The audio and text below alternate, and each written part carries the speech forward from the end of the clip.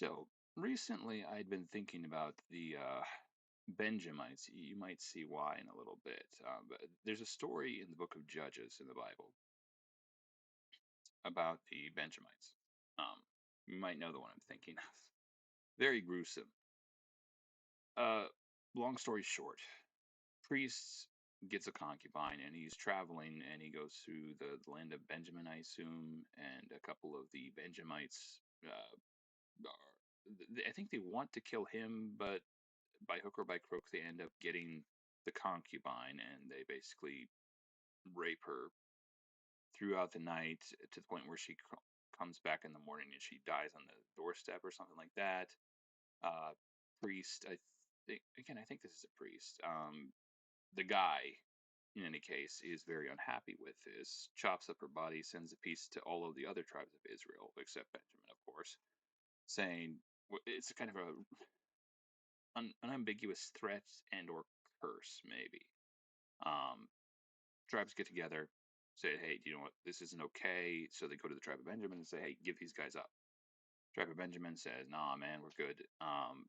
They go to war with the Benjamites. They actually end up getting thrashed at first, but yeah, eventually they basically slaughter the entire tribe of Benjamin because they would not give up these people who were, doing this unambiguously bad stuff. So can you see why I was thinking about this? It does seem like in recent years, and this is by no means unique to any given grouping or religion or race or social grouping or something like that. It's not unique to anyone necessarily, but it does feel like in recent years there's a surplus of people covering up for and standing up for the worst sorts of behavior from people from their own group. They'll say things like, no, you don't understand the context, or it'll make us look bad, or like, and it feels like when it comes out, and it inevitably will, the only follow on is that it taints your testimony as a community or your reputation. And I understand the inclination to want to be loyal to people who are, your friends or your community. Um, there's a part of it too that your friends and your family and all these people, there's some extent a commentary on you as a person as well, at least on your judgment in people, or maybe who you choose to be around or something, right? So there's a tendency to want to some extent defend that, but like it feels like it passes a point when you're starting to defend or try to cover up unambiguously bad behavior on the parts of other people, and you're like, it feels like at the very least you should say, okay, do you want, this behavior is not representative, it is not what our community wants to be at all. Maybe you're a godfather or family members involved in this or something, and in situations like that, if it's your friend, your family, or whatever, I understand being like, okay, I disavow his behavior. It's not okay what he did at all, but I have to be there for him. But again, that's it feels like the only follow on from covering up for and going to bat for certain types of behavior is that it makes you all kind of look bad, and you all kind of pay the price for that in the long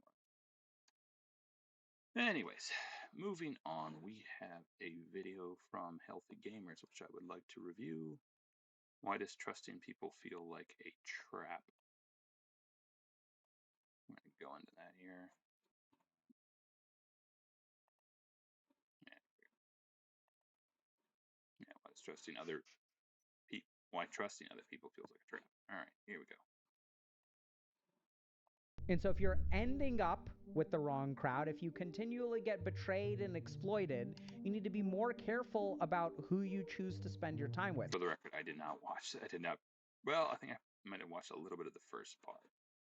But how do I find the right people? It's not the right question. The question is, what are the signals within you that induce you to gravitate towards these wrong people? So if you have narcissistic parents, you've been shaped to be a people pleaser. Hello, Dr. K. Yeah, there's like, I don't want to victim blame, but I do feel like there are scenarios in which certain types of people make poor bedfellows. Like they just don't jive. If there's a person who's really assertive and a person who's really kind of spineless, a person who's really assertive might do well with another person who's really assertive. But like when you have a type of unilateral relationship, I think it's best not to allow yourselves those in general, just because like it doesn't. It feels like it like inevitably we're human. We have human nature, not perfect, and you will tend to either inadvertently or willfully exploit those unilateral connections you have. Okay, so I've grown up in a narcissistic family system for about 2 decades. And even after I escaped, I ended up in the wrong crowd a couple times, had a couple bad relationships, Hmm. and I've been betrayed a lot because more than anything, I really wanted to trust someone. For the record, I'm not saying he's wrong, but sometimes you take your problems with you. So, like, when you see people who move around a lot and they somehow always end up in the same situations, and it's like, okay, is the people around you really the problem? Are the people around you really the problem? Without having my guard up. Seems a bit supercilious. Ah, you have no idea how hard it was to work that. No, I don't. I looked it up this morning, so I wanted to use it. Supercilious. I think it's arrogant. Kind of that's the idea. But I think in particular it has to do with showing disdain for others. It's not just being prideful. It's a haughty type of disdain for others. And I still want that on some level. But because of that, Okay, here's one that irks me to no end. Superficial and superfluous. I remember superfluous. I think from one of the Pirates of the Caribbean movie, and like whenever I'm thinking of that word, I can never remember the word superficial, which I think I would tend to want to use maybe superficial more. Ugh, it's irksome to no end. I've trusted people too easily and I've gotten backstabbed and exploited way too much. And it's gotten to the point now where I can't even trust kindness. See, that's I don't know how much like being trusted means you will get hurt. People will let you down, and I think to some extent it's a question of where you look as to what extent they'll let you down. But it's always a risk reward type of thing. Like, do you keep trusting people? Do you close yourself off? I think that the effects or the life you will lead if you choose not to trust, to never take risks, is it's not going to be rewarding enough to merit that I don't want to be hurt. Um, and I don't think isolating yourself tends to make very stable personalities. It makes it feel stable, makes it so you don't end up with a lot of accidents occurring, but it doesn't make you stable. Life is a lot more, well, at the risk of sounding like super, like I know what I'm talking about, it feels like life is a lot more ad lib than most people like to think, and you need to get used to improvising more. That's where the people who know what they're doing, that's why they know what they're doing. It's not because they actually know what's going to happen. It's just because they got good not knowing what's going to happen. Like, I see the potential for abuse in it. Like, even if someone gives me emotional support during a difficult time, how do I know they're not trying to figure out what my weaknesses are so they can exploit me later? And even if they reassure me that they're not being abusive or anything, I mean, they could be lying to me, or maybe they're not self aware of their abusive patterns. Like, the paranoia runs deep right now. And the best answer I've been able to give myself is that deep down, everyone has the potential. So this is the thing. I feel like a lot of people fall into this trap, and I don't know if it's a just a thing of the times we're living in. But it feels like a lot of people think the notion of skepticism is somehow inviolate. That skepticism or doubt or stuff like that, it can never be taken to too great an extent. It is the divine compass which leads to all truth, and you could never lose something by being too skeptical. Like moderation in all things, including moderation. I think yeah, he actually said that, but also you could argue skepticism in all things, including skepticism. To be a little bit manipulative or a little bit abusive. And I just have to find people where their good outweighs their abusive tendencies. So, again, I think this is also a situation where you just have to learn to be kind of more of a hard target with people as well. The fact is that I think sometimes everyone has like if everyone you meet is just being really assertive with you, it might be because you're kind of a pushover and you need to learn to not be a pushover. Like I think stuff like that can actually happen. And some people are unreasonably assertive. I think everyone's a little bit assertive. So if you are a pushover, everyone else that is, will come off as being abusive towards you or manipulative. And they might not be trying to. But I don't know if that's the best answer. So I'm wondering what you think. Imagine being able to build an app with your name on it, just by thinking about it. Meet Base 44. What a wonderful question. So I'm going to say a couple of things that I think are really, I hope they're helpful, but they're going to sound harsh. They're not harsh, I hope. So this is a really common problem because, so here's what happened. Like 10,000 years ago, there was like some narcissistic human being, and then they had children, and they raised their children in a narcissistic environment. And what we know about children who grow up with narcissistic parents is that they will adopt, be socialized or conditioned to some narcissistic traits. And then, 10,000 years ago, this happened, and then they raised a little narcissist, and then that little narcissist grew up. You wonder to what extent stuff like that is, well, I guess assertiveness isn't necessarily narcissism, or there might be some daylight between those two concepts, but I don't know. Wonder to what extent it's like genetic, to what extent it's trained into people or trained out of people. And then they had a child, and then they raised a little narcissist, and it went on to the ages. And so it's true though that it feels like there are some traits that would almost would breed themselves into extinction. Narcissism might not be one of those.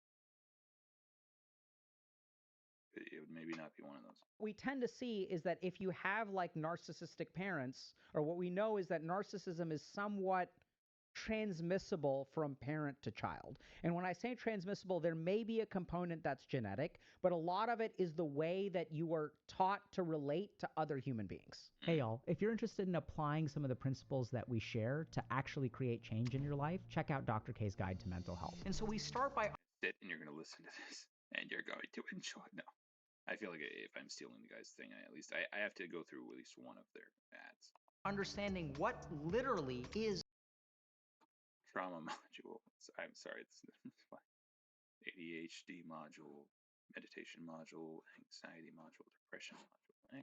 Meditation. How does experience shape us as human beings? How do we strengthen the mind itself as an organ? And so by understanding our mind, we understand a very simple tool, a crucial tool that we have to learn how to use if we want to build the life that we want to. So check out the link in the bio and start your journey today. So one of the biggest challenges, if you are someone who grew up with narcissistic parents, is that you will have narcissistic ways of thinking. Now, that doesn't mean that you're a narcissist and it's not your fault. It's like literally you are taught a certain mode of interacting with other people. And until you realize that that mode may have been internalized, you will continue to run into these problems. And so this person is saying, okay, I came up with a solution, which is like maybe everyone has the capacity to manipulate. Everyone has the capacity to... I think that is true. Probably certainly some people do greater degrees than others, but I think everyone has the fact that not everyone has the power to do this thing doesn't mean that they don't want to or wouldn't if they did have the power. Like I think everyone has that potential, maybe innate a little bit. To be kind, and I just have to look for the right people. Okay, so I want to show this to y'all. We're going to listen to this voicemail again. I'm not saying you're a raging narcissist, bro. Again, it seems like this type of thinking come off as like a grass is greener type of idea. And yeah, it feels like that logic rarely works. But there are certain patterns of narcissistic thinking, okay? So we're going to listen to this voicemail again, and I'm going to jot down some phrases, okay? And then we'll see.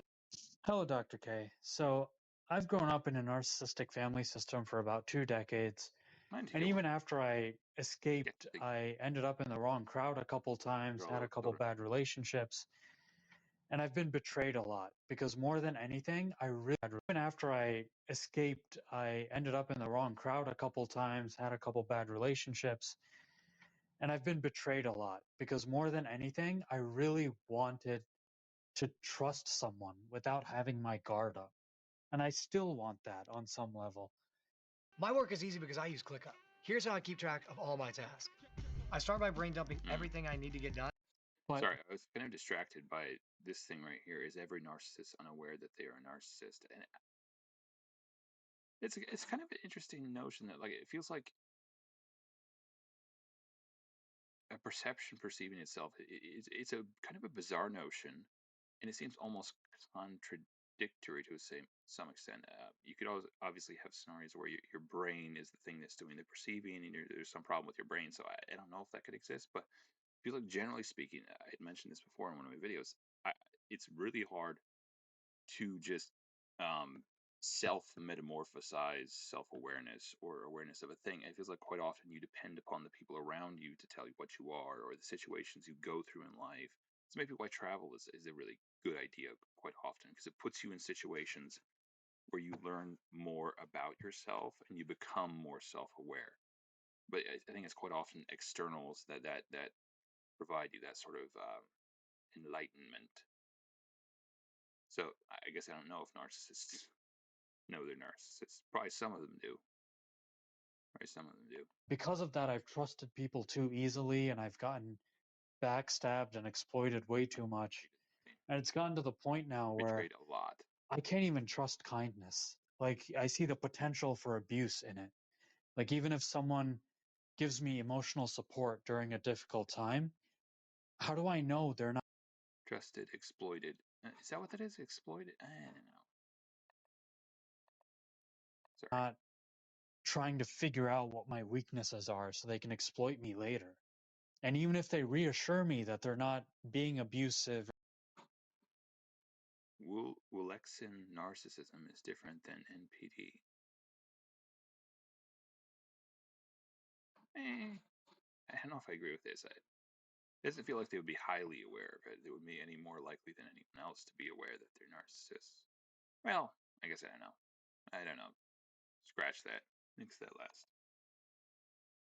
or anything, I mean, they could be lying to me, or maybe they're not self aware of their abusive patterns. Like, the paranoia runs deep right now. And the best answer I've been able to give myself is that deep down, everyone has the potential to be a little bit manipulative or a little bit abusive. And I just have to find people where their good outweighs their abusive tendencies. But I don't know if that's the best answer. So I'm wondering what you think. So I think this is Sorry to interrupt. It does feel like also there can be scenarios wherein, like, if you feel like you're a part of a group, like you actually have input into the scenario, um, you view that group as a part of who you are. And so, like, when they say something, it's not manipulative. It's them trying to have input, a well-meaning input into your life, so you can respond correctly to that. There's this type of dynamic where it's like leadership is it's something where you're in consort with the person involved, but domination is extrinsic. So I think there's, like, perspective has something to do with it too. If you view yourself as being a part of this and pulling along with everyone else, then the way other people behave towards you is more acceptable, even if they do want to have input into your life. But if you believe yourself as being kind of isolated, even within that grouping, lacking connection with the group, you'll view everyone else's behavior as being controlling or whatever. a great example. So first of all, like, props to this person, because the first step to overcoming this narcissistic conditioning, which is kind of what I would call it, is to, like, question and reflect. That is the main thing that narcissists don't do.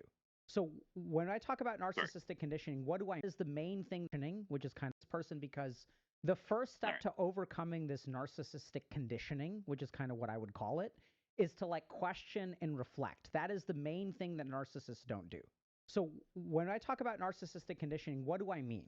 So let's understand a little bit about narcissism, and then we'll go back to the list, okay?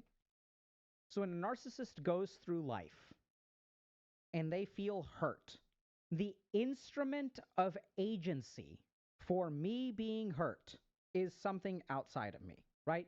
So like the reason I'm hurt is because of what people do to me. External locus of control, internal locus of control. For the record, people with internal locus of control, it's a fancy way.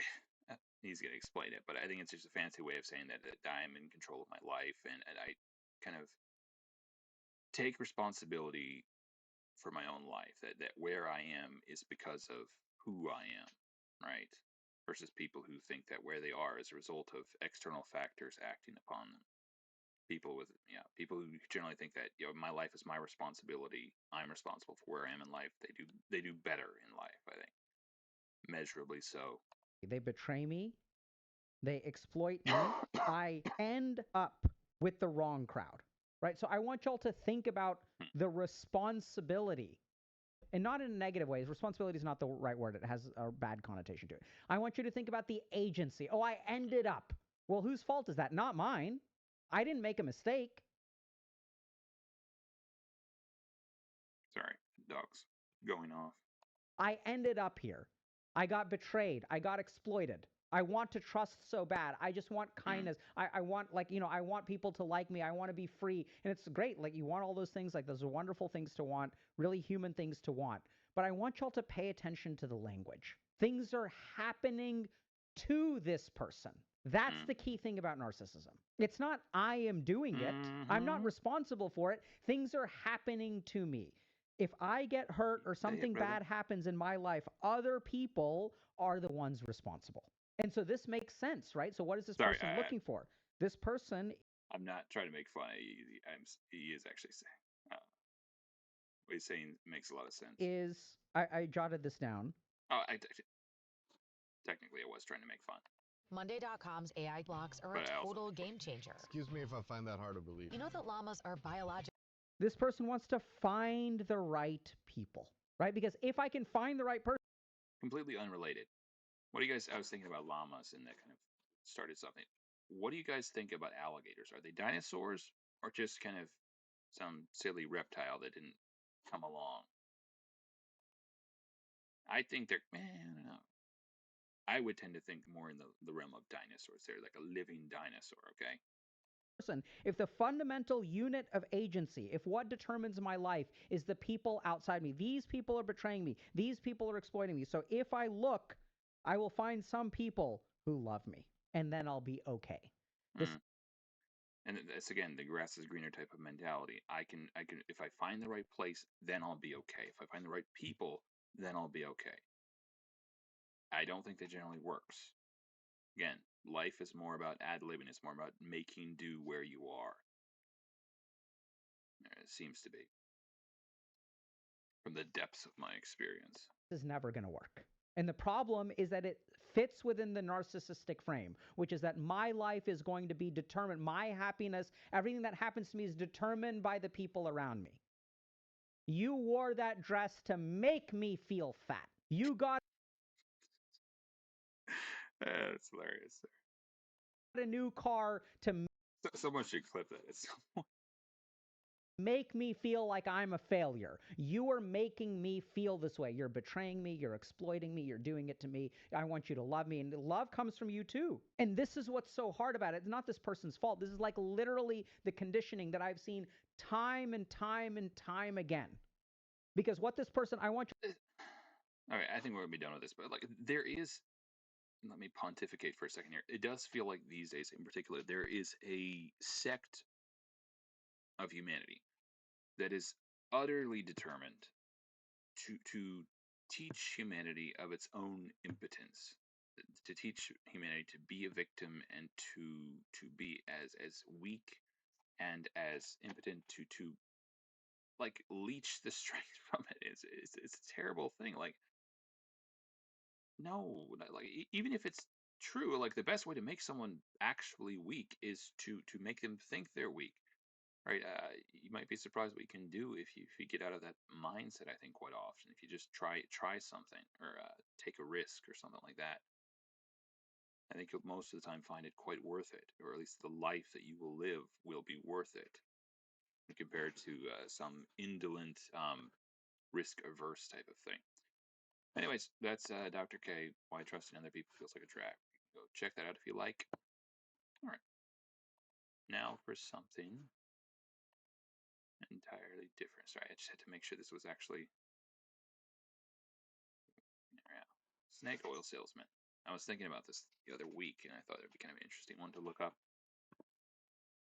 Snake oil is a term used to describe deceptive marketing, healthcare fraud, or scams. Similarly, snake oil salesman is a common label used to describe someone who sells, promotes, general product, values, fraudulent. Actually, snake oil liniment, the strongest and best liniment known for pain and lameness. When's the last time you heard the word lameness? It's not one you really use these days. Use external only for rheumatism, neuralgia,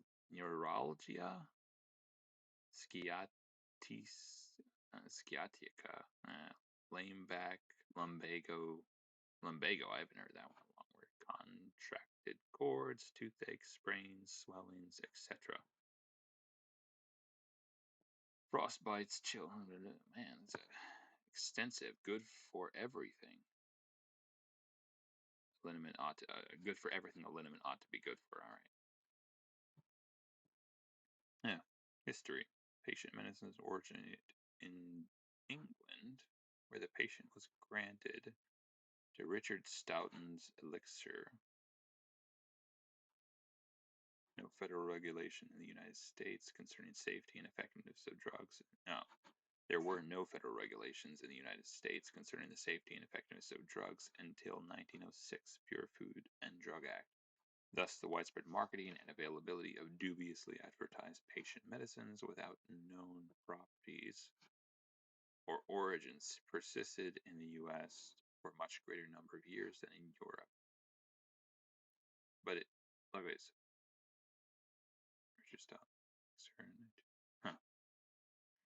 In 18th century Europe, especially Britain, viper oil had been commonly recommended for many afflictions, including ones for which oil from the rattlesnake pit viper, type of viper native to America, was subsequently favored to treat rheumatism and skin disease. Though there are accounts of oil obtained from the fat of various vipers in the Western world, the claim of its effectiveness as medicine has never been thoroughly examined. Its efficacy is unknown. It just sounds cool, I suppose. I'm gonna guess that's why it happens. Like, yeah, sounds romantic to. Oh yeah, we got oil from a viper. It'll help you do everything. Leap tall buildings in a single bound.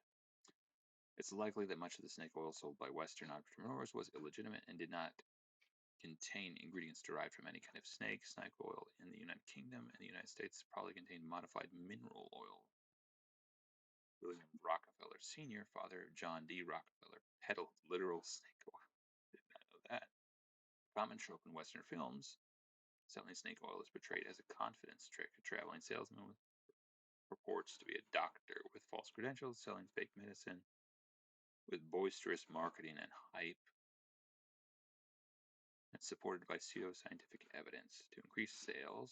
An accomplice in the crowd, a shill or a toady. Oh, there's one. Shill, plant or stooge. Toady, yeah, for the record, I knew what a shill. Well, I had heard the term paid shill. Interesting, though. Or a toady will often attest to the value of the product in an effort to provoke buying enthusiasm. The doctor will leave town before his customers realize they have been cheated. The trope is associated with the American Old West. However, the famous judgment that sparked the most controversy happened in 1916 when Stanley's snake oil was discovered to contain no actual snake oil, creating a notion that the bottles of snake oil and their salesmen were essentially a fraud. Huzzah! that took place in Rhode Island and involved snake oil being shipped to Massachusetts, far away from and subsequently later than the Old West. Huh. All right. Cure all the quackery.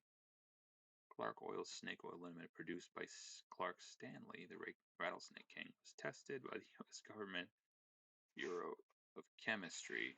The precursor to the Food and Drug Administration in 1916 was found to contain mineral oil, 1% fatty oil, assumed to be tallow, capsicum, I don't know, from chili peppers, turpentine, and camphor. Turpentine. Isn't that some sort of, yeah, okay. I like how this is bringing up this stuff. Turpentine, a fluid obtainable by the distillation of resin, harvested from living trees, mainly pine, principally used as a specialized solvent. I think it's acidic, so I was wondering, like, why in the heck would you put that in something? But I guess. I think it might be flammable. Could be wrong about that. In 1916, well, to be fair, I mean, people drink stuff that's flammable, but in 1916, subsequent to the passage of the Pure Food and Drug Act, 1906, Clark Stanley's snake oil liniment was examined by the Bureau of Chemistry and found to be drastically overpriced and of limited value. As a result, Stanley faced federal prosecution for the peddling of mineral oil in a fraudulent manner. As snake oil, in his 1916 civil hearing instigated by federal prosecutors in the U.S. District Court for Rhode Island, Stanley pleaded no contention. What was it? There's a modern phrase. Non-contested, no contest. And there we go. Pleaded no contendere. Nah. Now, it has that there. Isn't that helpful? To the allegations against him, giving no admission of guilt. His plea was accepted as a result. Okay, so I thought no contest meant that you were admitting guilt. Used in some jurisdictions in the United States, is referred to as a plea of no contest or no defense, where the defendant neither admits nor disputes the charge. So it's just kind of I give up. I'm not admitting guilt. I'm not admitting, or I'm not saying that I'm innocent, but, serves as an alternative to pleading guilty or not guilty. And no contest pleas means, okay, no, I want to look that up.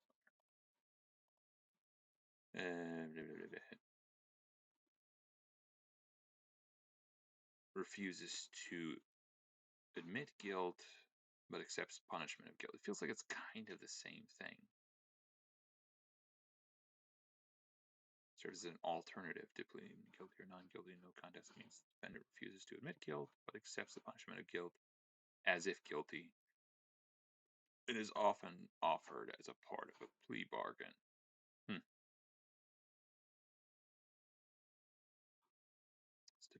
It's not a typical right and carries various restrictions on its use. Originated from the Latin phrase, I do not wish to contend. So, I'm not sure if this is in.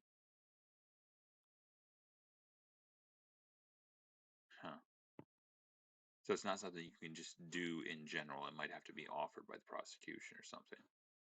Unless it's talking about other countries or something. Anyways, back to the snake. And as a result, he was fined $20. Which probably would have been something about $578. That doesn't seem like a lot, but maybe it meant more back. I don't know. Still, it just doesn't seem like a lot. The term snake oil has since been established in popular culture as a reference to many worthless concoctions, sold as medicine, intended to describe wide-ranging degrees of fraudulent goods and services and activities such as worthless rhetoric in politics. By further extension, snake oil salesman is commonly used in English to describe a quack, a huckster. That's an interesting one. Or charlatan. Quackery. All right. I think we're going to be done with that. I think I might try to play Call of the Wild here. If you give me a second to grab a controller. I downloaded it last night, so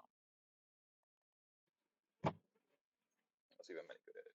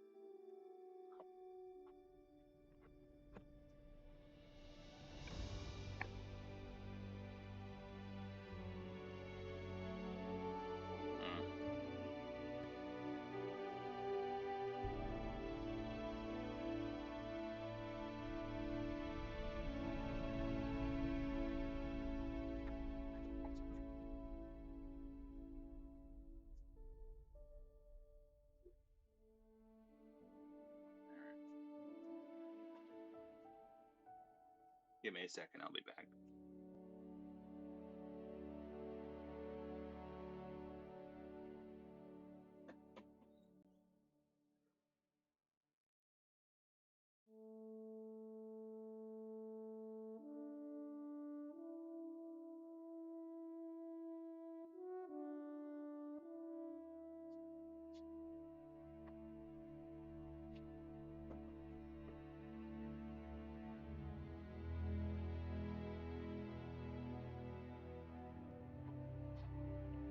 All right.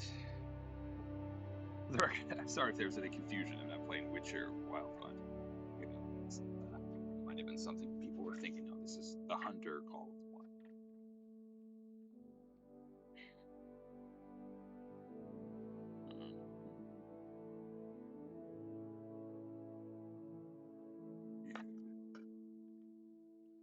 Yep, lost.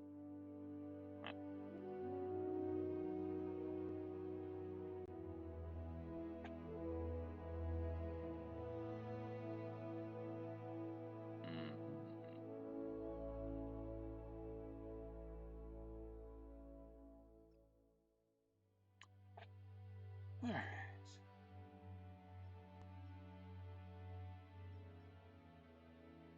think we're gonna try to start the game here. Let's play.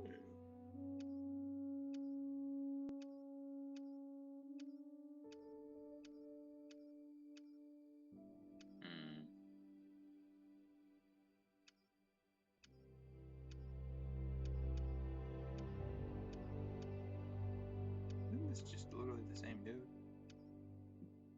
Option 6, Remy Warren. Option 1. Option 4.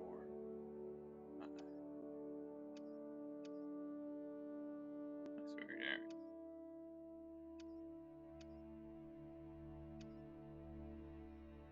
Go with that guy.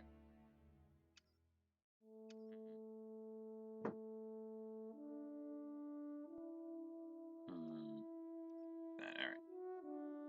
Never did get the hang of this one. We'll see if we can figure it out this time around. Did they have like a really good tutorial involved in these? You made it here in one piece. Welcome to the Untamed Wild. Name's Colton Locke, but everyone calls me Doc. I'm the warden up here, and I know just about every nook and cranny of this place. I heard this is your first time in the Pacific Northwest and Lake District. Well, this here's the best hunting reserve you'll find in 100 miles. I've been hunting here my whole life, and I still don't get tired of this place. So, could be somewhere in Canada, I guess. To the Lake District. It's not like, alright. Alright, move around.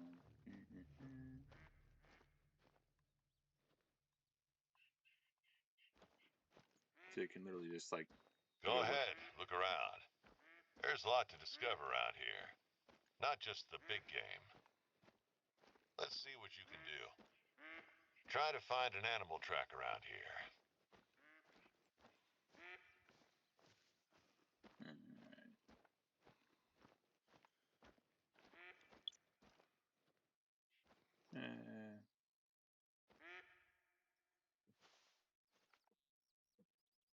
This right, is it? All right.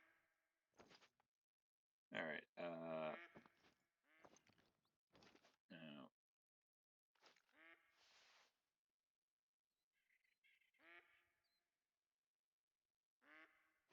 Minimap also show your current. Okay, so that's what that is basically. Gun. All right. The current objective and highlight any known mission. You can view all currently acquired missions in your mission log. You know, I forgot music. No good going on. Oh, I don't know if I can open the menu. Never mind. What does it have to do with the duck quacking in the background there? You can view all your current acquired missions in your mission log. Hunter may highlight any known mission areas.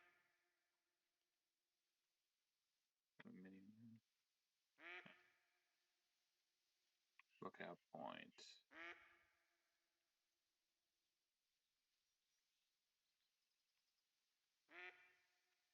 Throw it. Zoom out here.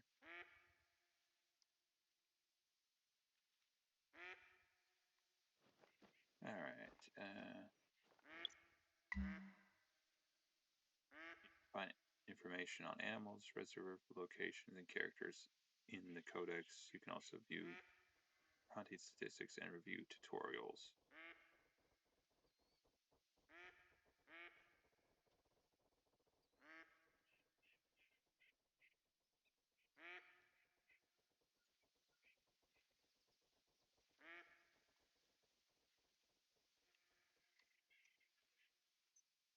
All right.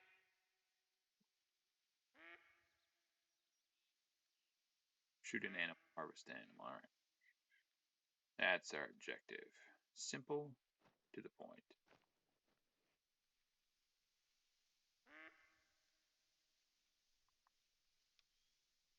Okay, we don't use the light. There we go.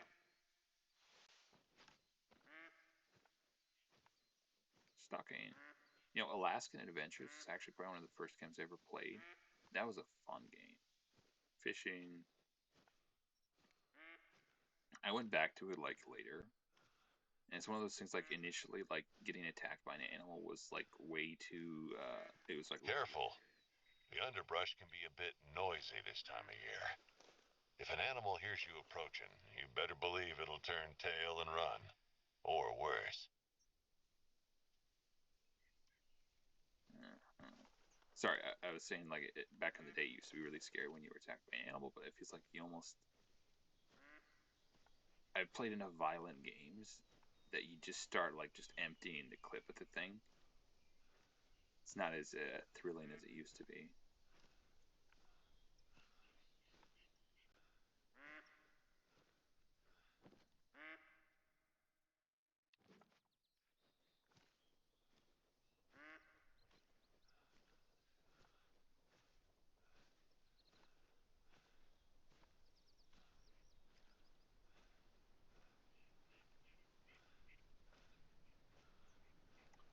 Last time I think I played this on here, there was some sort of glitch, maybe.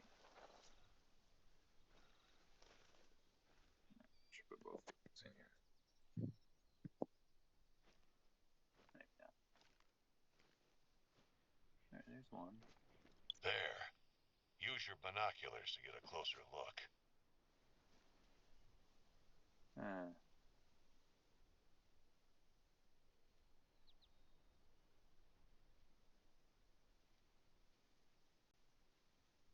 Okay, I'm going to save this for a second because I need to figure out some of these controls and I don't want to, if I can. Heart rate, plea noise, codex. Oh, there's a codex, nice. Cache, camera, basic navigation, backpacks, animals, calls, behavior, wildlife. This is all the different thingies. Alright. New England mountains.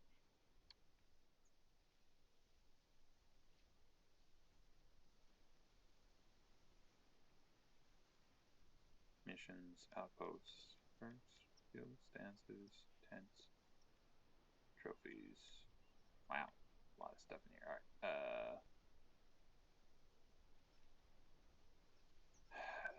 System. That's not it. Save. Where's the save?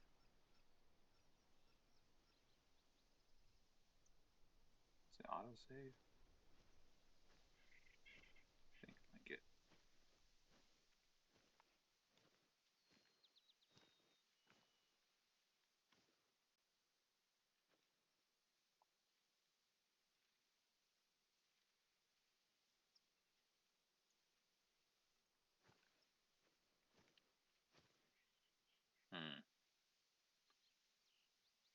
Maybe I could go into controls here or something. All right. All right. Gamepad. Sensitivity. Key binders. Keyboard, mouse. Play. Metric. We're American over here.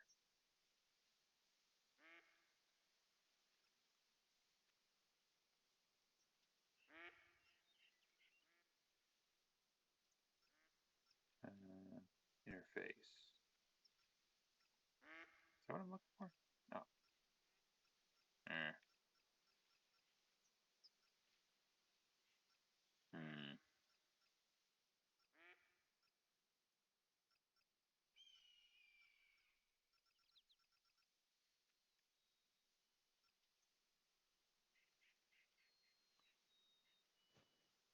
Okay. There we go. Kill it with it. There we go. Okay, so.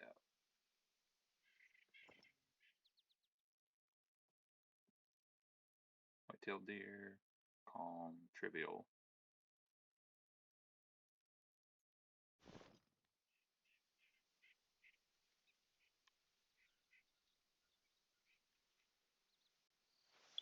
All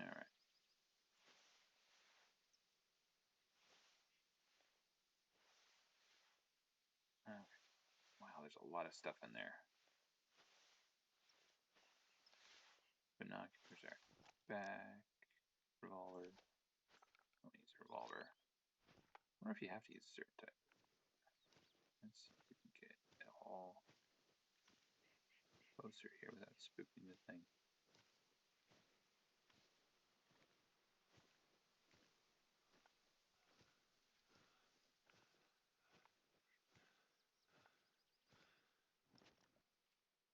Be sure to aim for its vital organs.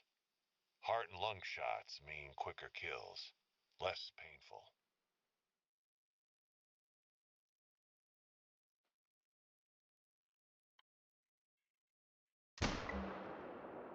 Yep, bounced. I got that thing. Booger holler.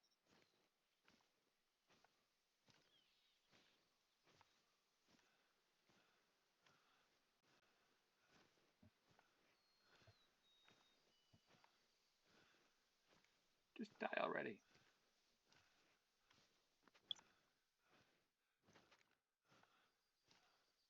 Well, looks like it stops.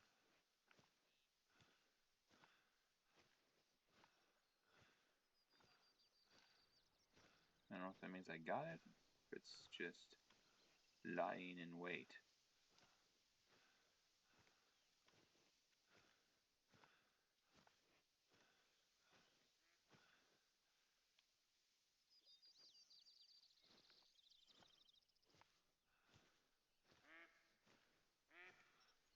What? I totally hit by it.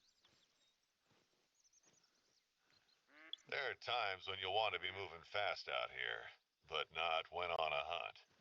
The animals will hear you coming a mile away.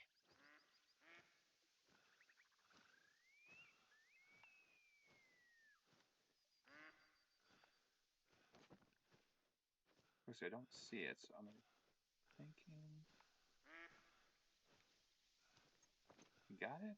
Nice. Oh, there we go. Oh, huzzah. I did it.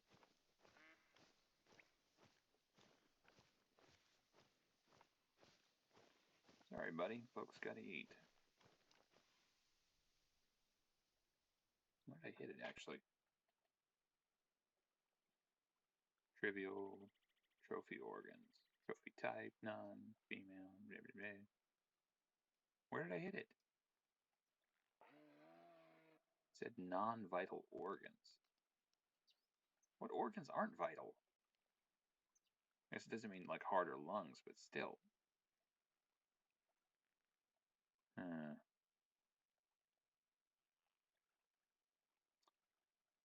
If you want to get your bearings, there are lookout points spread out all over the reserve.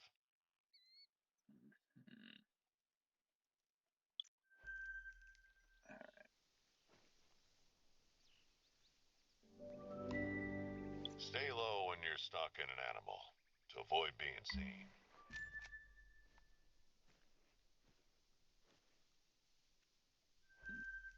Black bear, very old.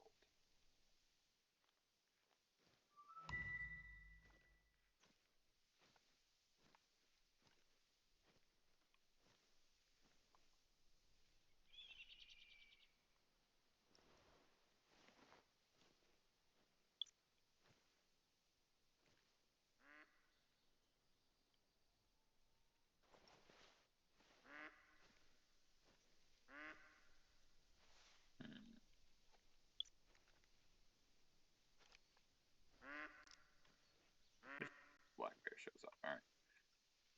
Now,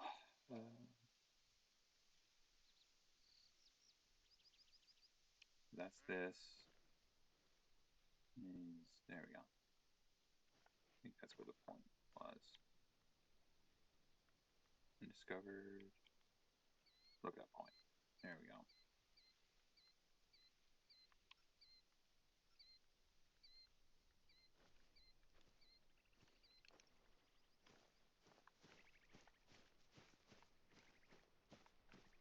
I don't care if I scare anything at this point.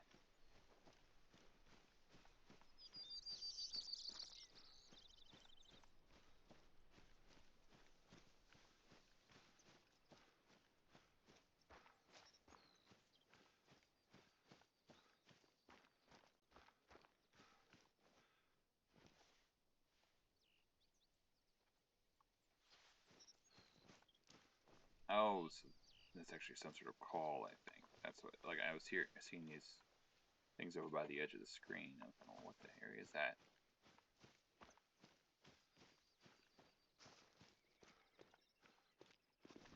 Oh, you can jump. Not over this. Getting your feet moving, I see. Just remember to take a breather before shooting anything.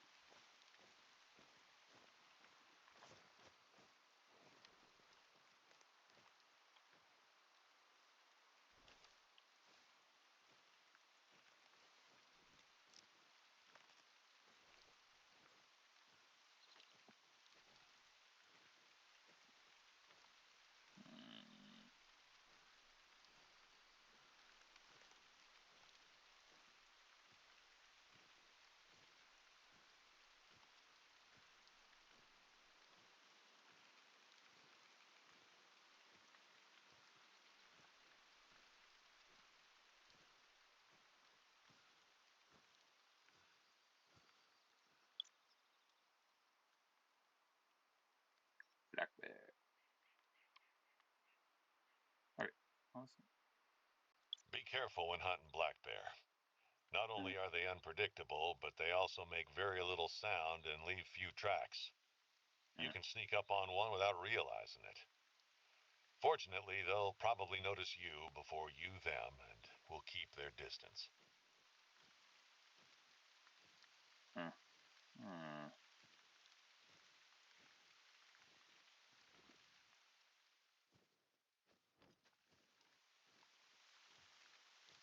Okay, why do they do this? Like, do you shake your gun that much when you're walking? Weird figure 8 thing going on here.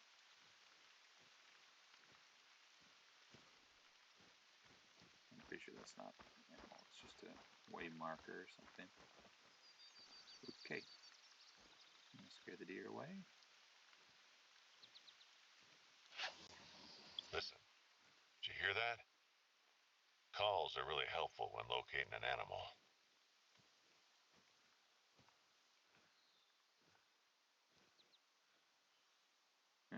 White-tailed deer. I know it calls.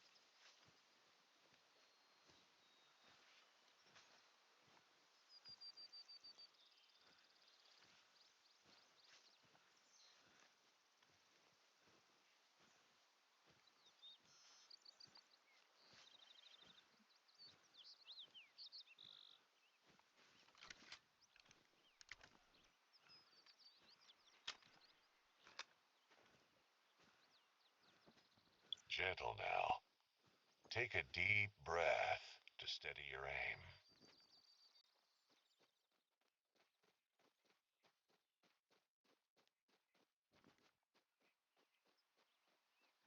I don't know if I'm supposed to kill another one right now. Not that I couldn't if I wanted to, or that I couldn't if I wanted to. Words. Words that make sense. That's what came out right there. Not that I couldn't have if I wanted to.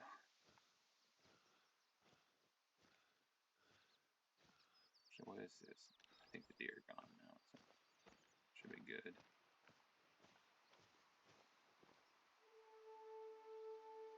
Written note. Here's something fine. Whoever you are, walk in peace. Go north to find the closest outpost. You can't miss it. Curious to know. Is someone making that noise?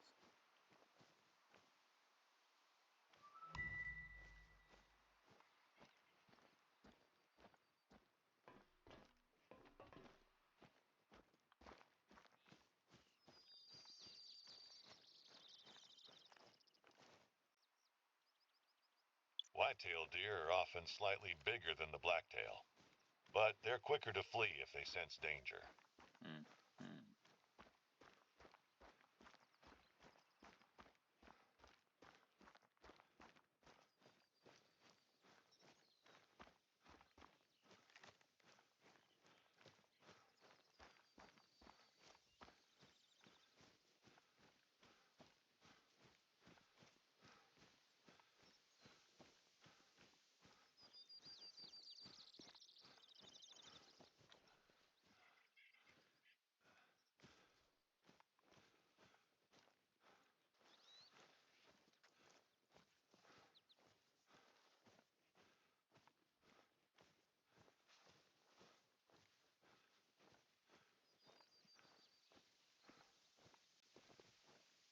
Not like Skyrim, is it?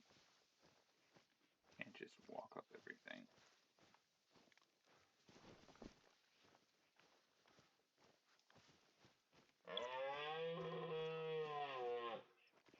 Mother of pearl. That is unsettling.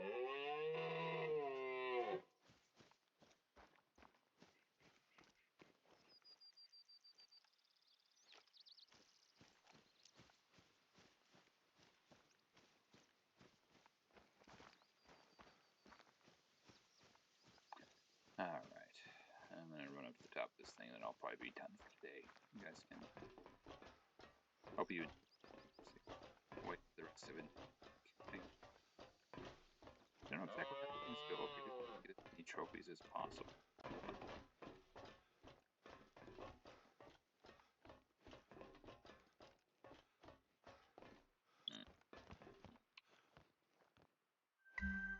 Would you look at that view? Never gets old, I'm telling you. From From up here, you can see a lot of great hunting spots in the area.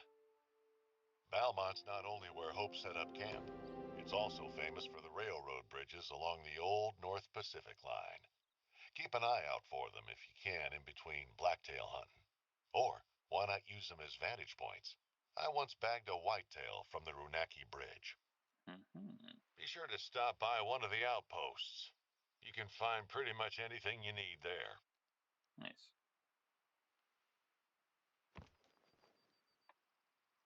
All right. Again, where am I supposed to be? Exit to main menu. All right. Hopefully it'll save everything.